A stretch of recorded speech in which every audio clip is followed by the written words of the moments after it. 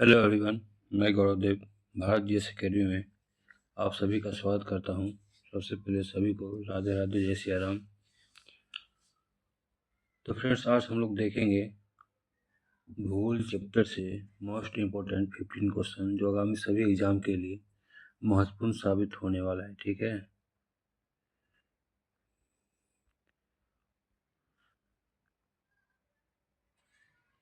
चलिए बिना समय गवाए हुए हम लोग अपना क्लास स्टार्ट करते हैं।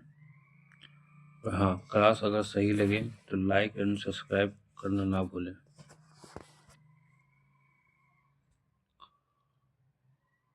आइए, क्वेश्चन नंबर 1।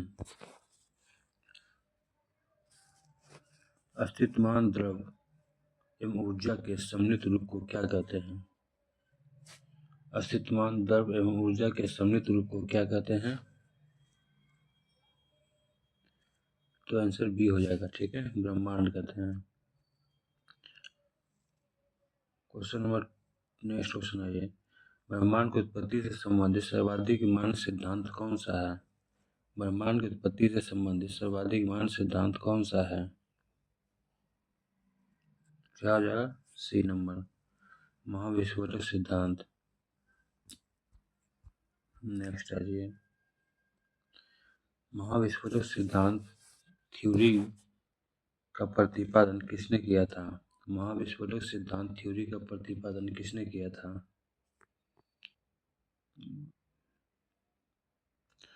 तो किसने किया था? तो सी नंबर हो जाएगा, एब जॉर्ज लेवेंथर। ठीक है, नेक्स्ट है ये, महाविस्फोटक सिद्धांत की व्याख्या बाद में किसने की? महाविस्फोटक सिद्धांत की व्याख्या बाद में किसने की? तो किसने की? रॉबर्ट वैगोनर ने की। नेक्स्ट है ये, साम्य अवस्था या सतत सृष्टि सिद्धांत के प्रतिपादक कौन है? साम्य अवस्था या सतत सृष्टि सिद्धांत के प्रतिपादन कौन है, यानी कौन थे? तो कौन थे? बी हो जाएगा, थॉमस गोल्ड और एब हर्मन बॉडी।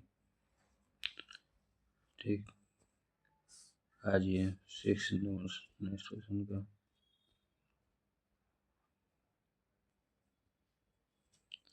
दोलन सिद्धांत का प्रतिपादन किसने किया था? दोलन सिद्धांत का प्रतिपादन किसने किया था? तो सी हो जाएगा। ठीक है, डॉक्टर एलन संडेजा। क्वेश्चन नंबर 7 है, स्फीति सिद्धांत के प्रतिपादक कौन थे? स्फीति सिद्धांत के प्रतिपादन कौन थे? 7 का जवाब दीजिए। तो एलन गुथ।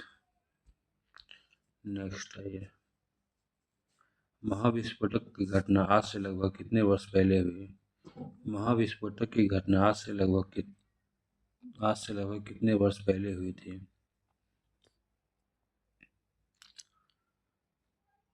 जवाब कमेंट बॉक्स में देते रहिए।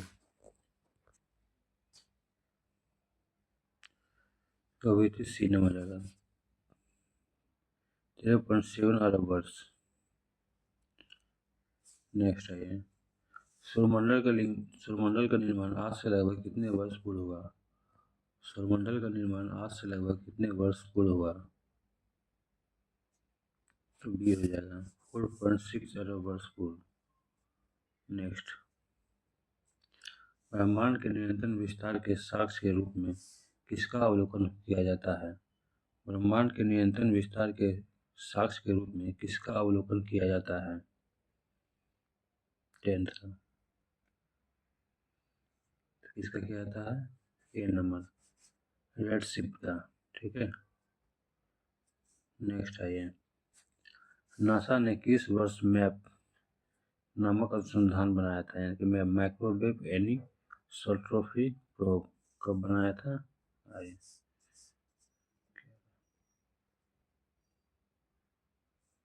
बताइए क्या हो जाएगा? बी नंबर, 2001 में।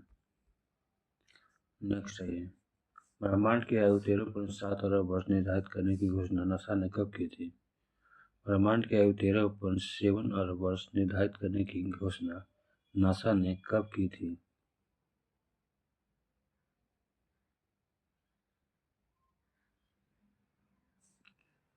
कब किया था? फरवरी 2013 में।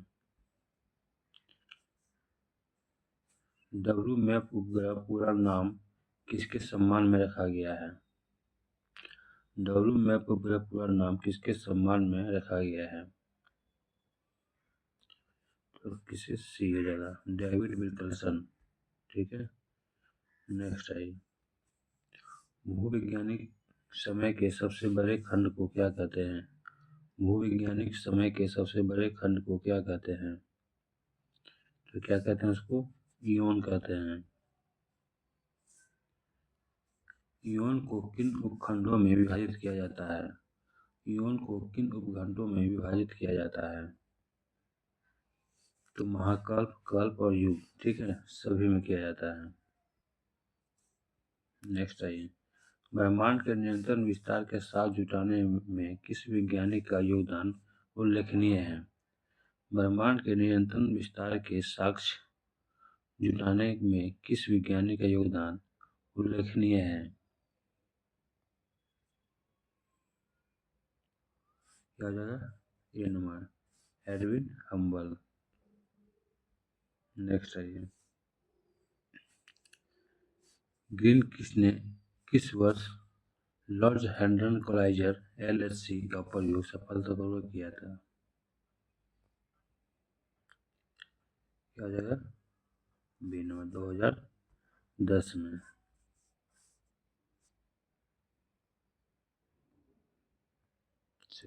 अब आइए 18 में।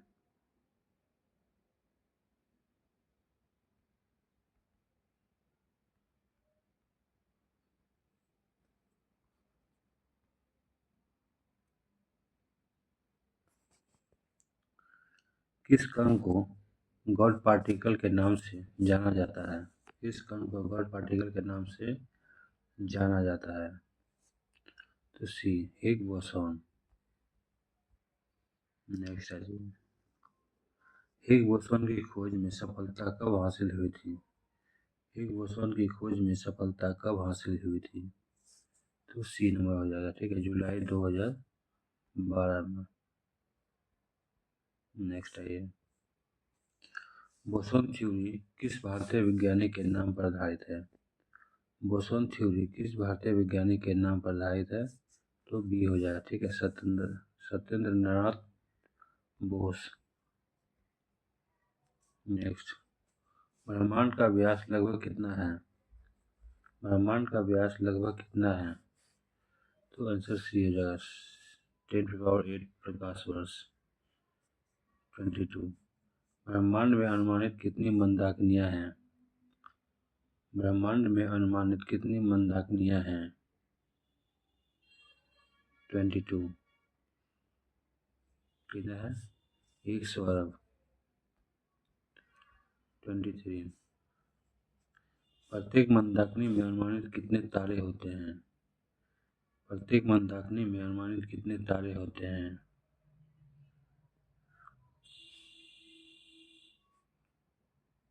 ऐसे बताइए। तो बी हो जाएगा। ठीक है, 100 अरब, 24 आवर्स। Next question. हमारी पृथ्वी की अपनी मंदाकिनी को क्या कहते हैं?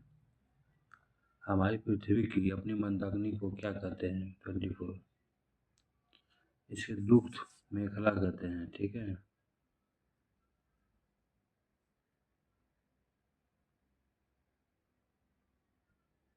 25 आइए।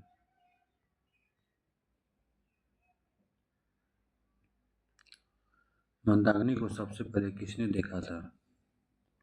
मंदाकिनी को सबसे पहले किसने देखा था? तो किसने देखा था? गैलीलियो ने। नेक्स्ट।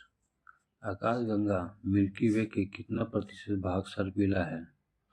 आकाशगंगा का कितना प्रतिशत भाग सर्पिला है? आकाशगंगा को मिल्की वे ही बोलते हैं। कितना परसेंट भाग क्या है? सर्पिला है, 26 का। कितना है? 80%। नेक्स्ट आइए। आकाशगंगा की सबसे नजदीक मंदाकिनी कौन सी है? आकाशगंगा की सबसे नजदीक मंदाकिनी कौन सी है? तो क्या हो जाएगा? देवयानी। नेक्स्ट आइए, नवीनतम ज्ञात मंदाकिनी कौन सी है? नवीनतम ज्ञात मंदाकिनी कौन सी है?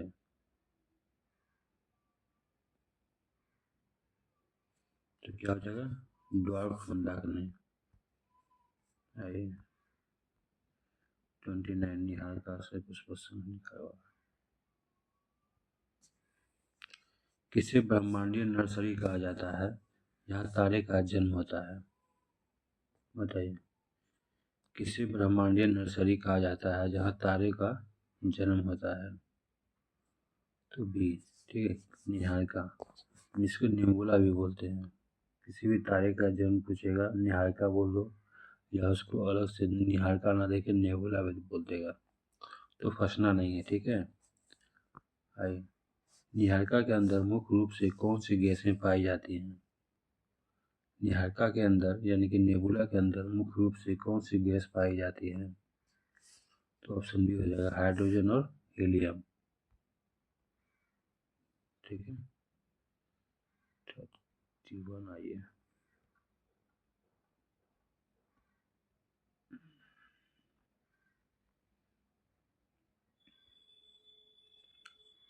निहारिका किन दो कारणों से बनती है? निहारिका किन दो कारणों से बनती है?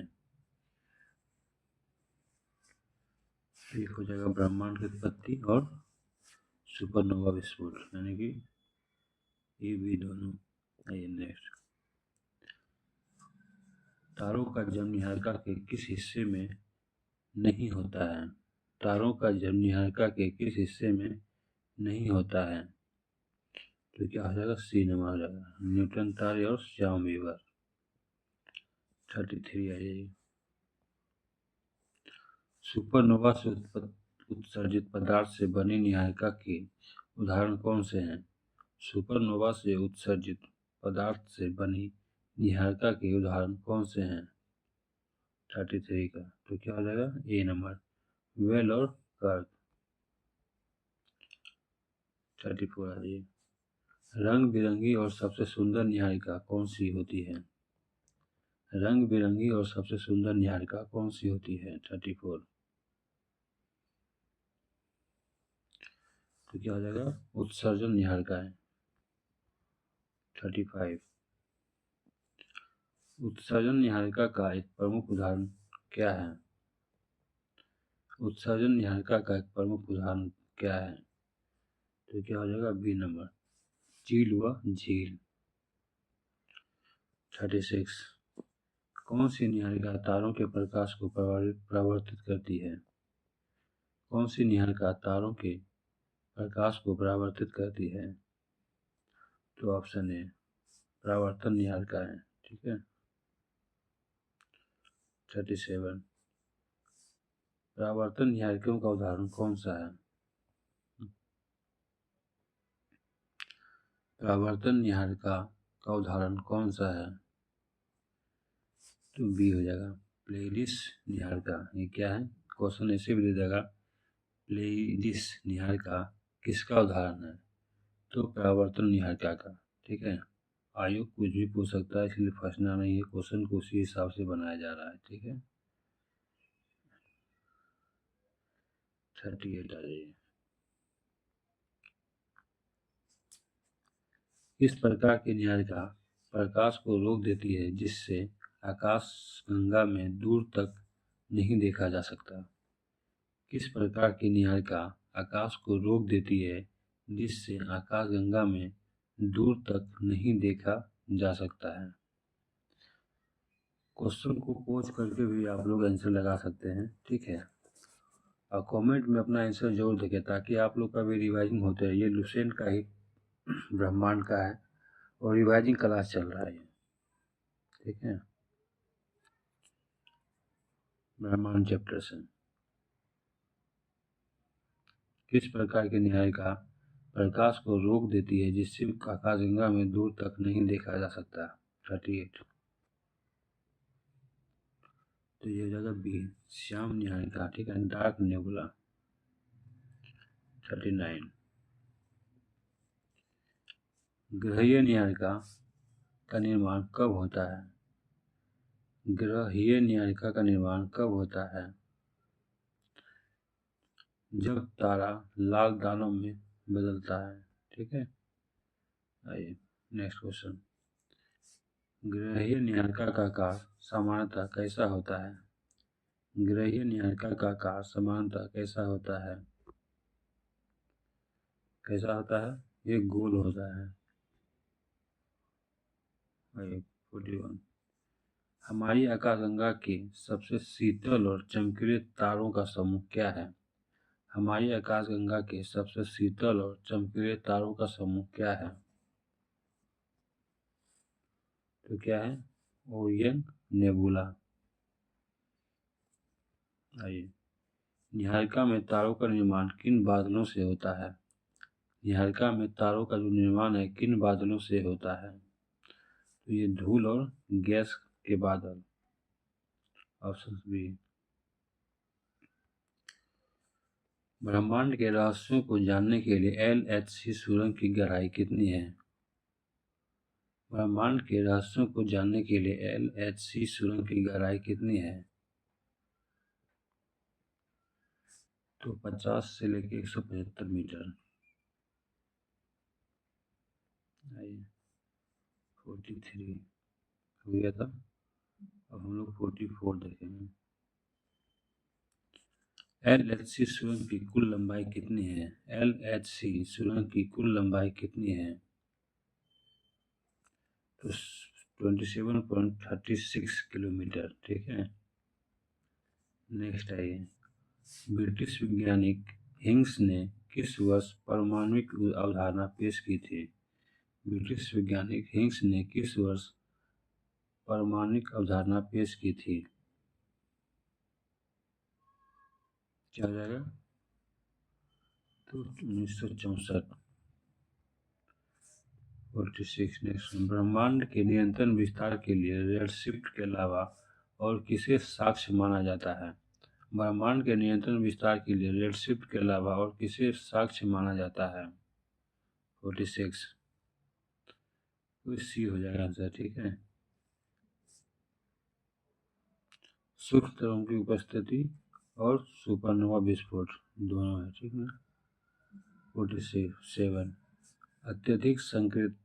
अत्यधिक संकेंद्रण के कारण जिस बिंदु का विस्फोट हुआ उसे क्या कहा गया है?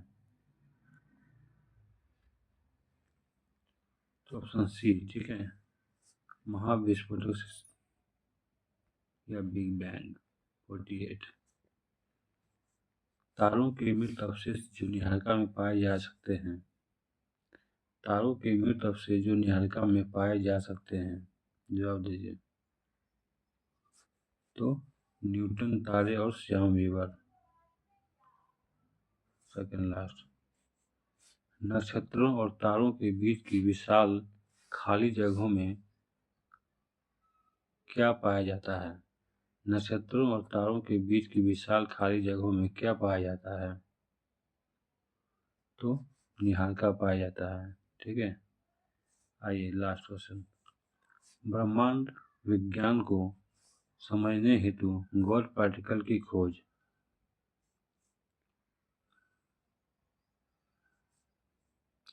कब की गई थी? बताइए आंसर। कब किया गया था?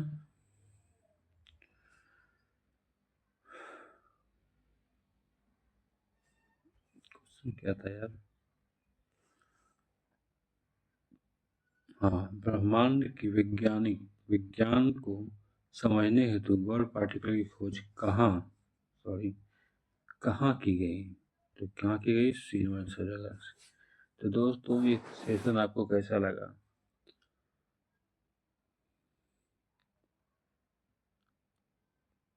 चलिए मिलते हैं नेक्स्ट वीडियो में। राधे राधे, जय सिया राम। हाँ हाँ, वीडियो अगर ठीक ठाक लग रहा हो तो जरूर चैनल को सब्सक्राइब करें और अपने दोस्तों में जरूर शेयर करें।